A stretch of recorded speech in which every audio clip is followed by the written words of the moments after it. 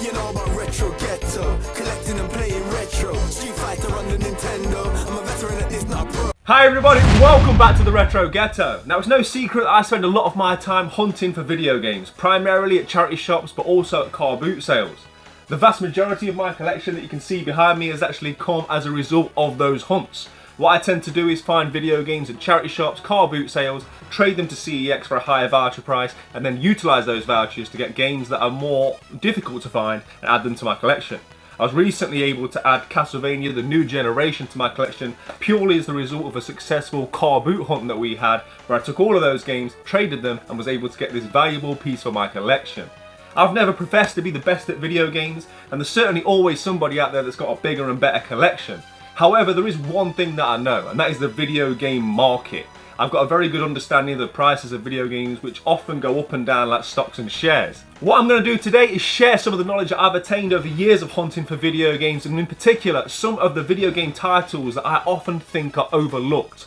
The games that I'm going to be highlighting today are ones that I find regularly in charity shops, and they're just the kind of games that I think go under the radar.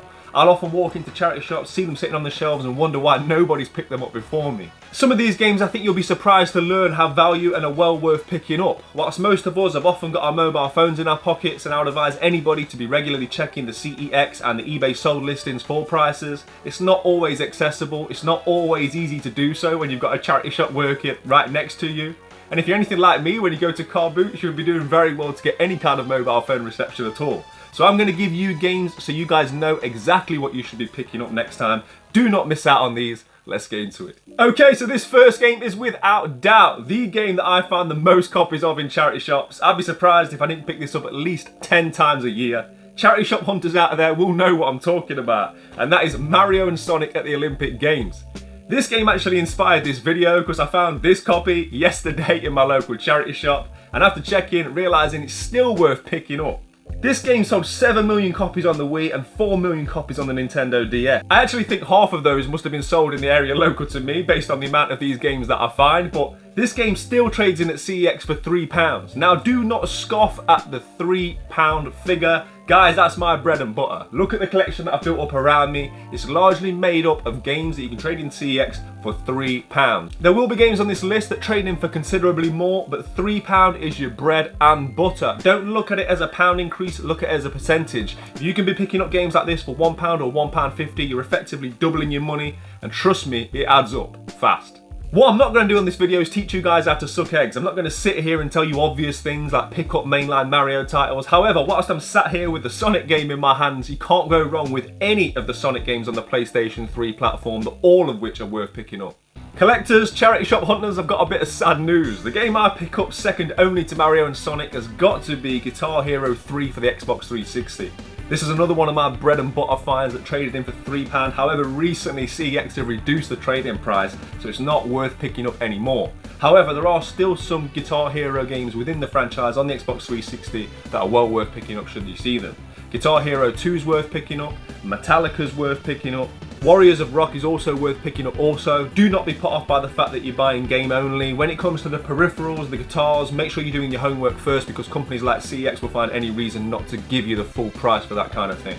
Next up, and a great way to build your trade vouchers, is Lego games. There are so many Lego games across multiple platforms that are always worth picking up and checking. But a few that you want to keep your eye out for and are well worth picking up would be Lord of the Rings and Avengers on the Xbox 360. Going back as far as the PlayStation 2, you want to be looking out for games like Lego Racers. And even on the Nintendo Wii, you want to be looking at games like Harry Potter, but crucially you want years 5 to 7. More to this hobbit than meets the eye. Mithril. This next category of games is a very interesting one because you can't actually sell it directly to CEX. However, there is a lot of value in these games and they are well worth picking up and often criminally underrated. I often find these in and amongst random sports titles just sitting on shelves in charity shops, and that is Skylanders games. In particular, you want to be looking at the PlayStation 4 and Xbox One generation. I recently found a copy of Skylanders and sold it within minutes on eBay for £35 on the PlayStation 4. On the Xbox One, you want to be looking at Imaginators, that sells for around £20, but if you can find Trap Team, that can sell anywhere in excess of £40.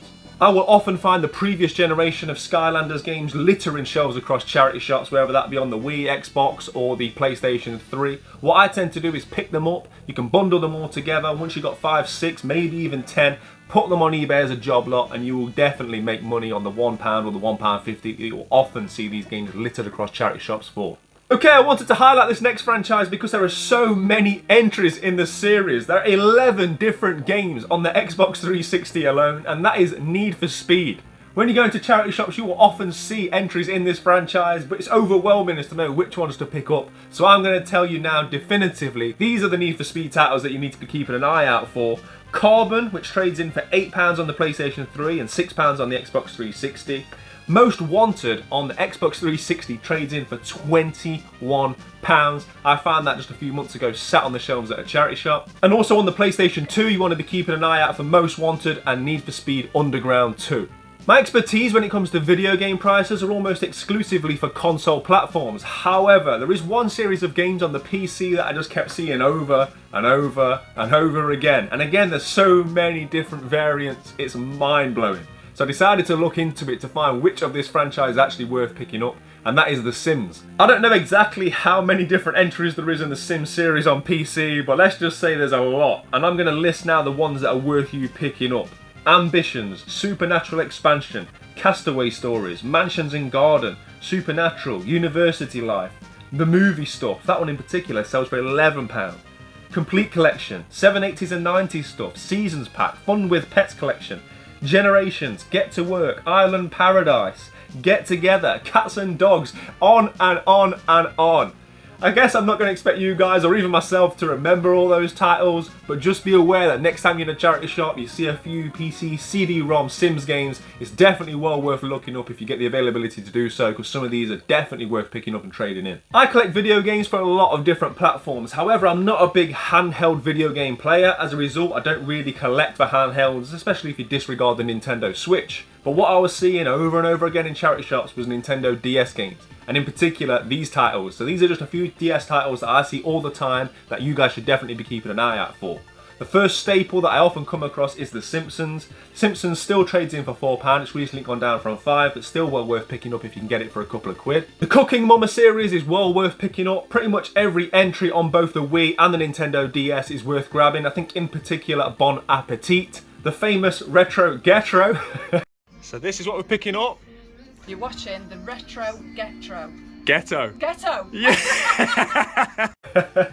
That was a charity shop where I found quite a few different variations of Cooking Mama and learned how much value there is in those games. Not intended to replace your real mama, she just cooks better. Rated E for everyone, available on Wii. Excellent! Who's your mama? And then that takes me on to the murky world of Nintendogs. Yes, those dogs that we all adopted about 10 years ago and have since been left hungry and covered in feces.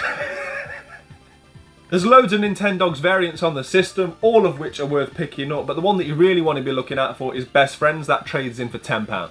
And finally, we've made it to the most underrated of games within charity shops, and that is sports games. We've all been there where we've walked into a charity shop, saw a load of FIFAs and other sports games, had a quick look, done an about turn, and walked out. Well, I'm here to tell you guys, make sure you're double checking, because there are a lot of sports games that you'll be surprised hold quite a bit of value.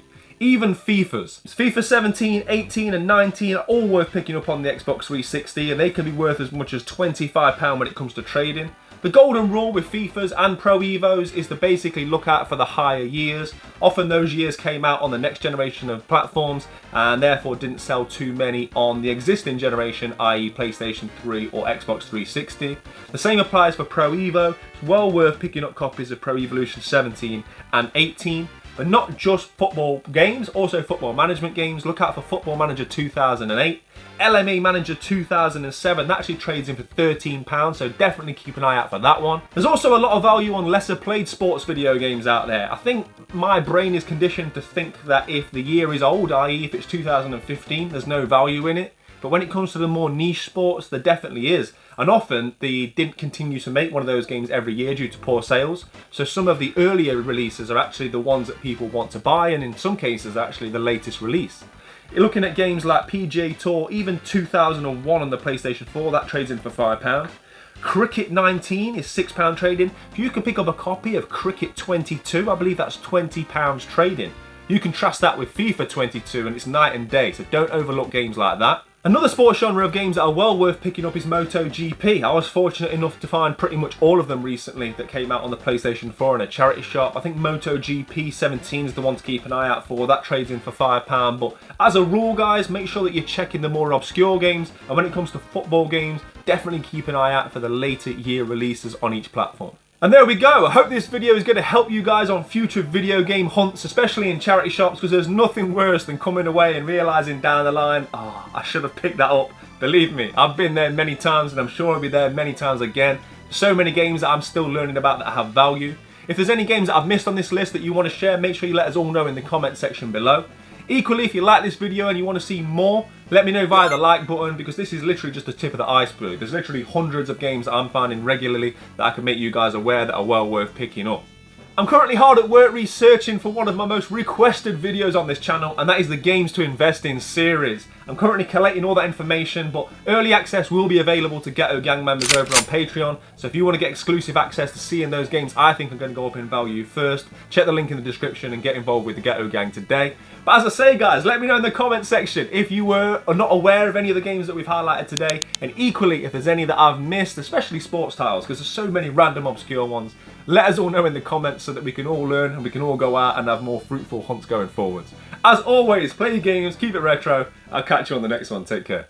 Retro Ghetto.